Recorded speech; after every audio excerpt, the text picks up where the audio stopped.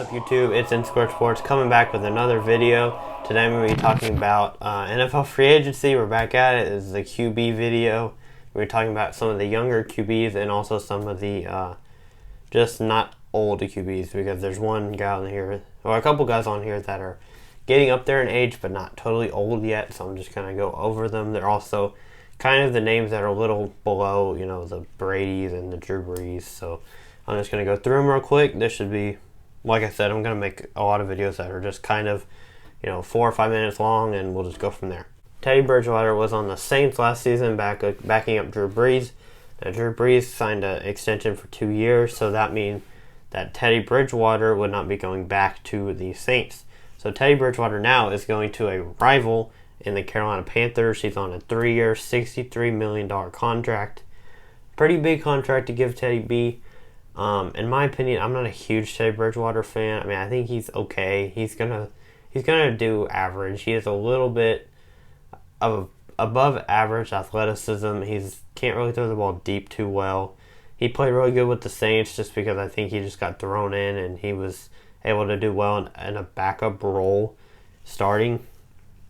But on a Panthers team that's a lot worse, I was about to say less better, a lot worse. I think that he won't do as well.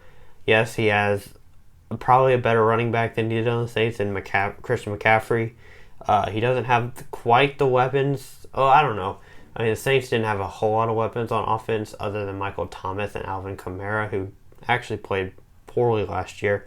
He might have better weapons this year, but overall the team is worse, and I think for that reason I don't think Teddy's going to do super well.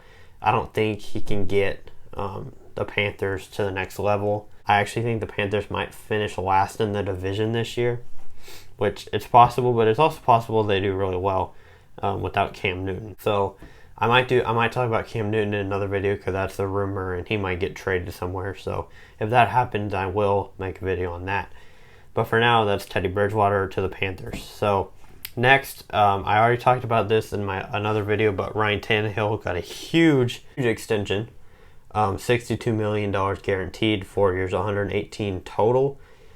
I'm not going to go over this too much since I already kind of did. I think they overpaid for him, and Derrick Henry should have got more money than he did. Derrick Henry got franchise tagged.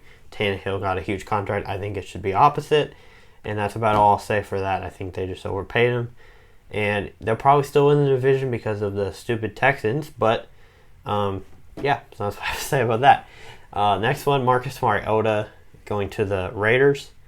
The contract's details are not yet official that I can find on this yet, but he's going to the Raiders, so Derek Carr might be out. That's another video that I'll probably make later, is Derek Carr, where he goes, not been decided yet, but Mariota looking to be the next quarterback for the Oakland Raiders. Last one I want to say, and most people would say, why are you putting this guy in here? But for me, I'm a fan. Case Keenum, he got a contract to go to back up Baker Mayfield for the Cleveland Browns.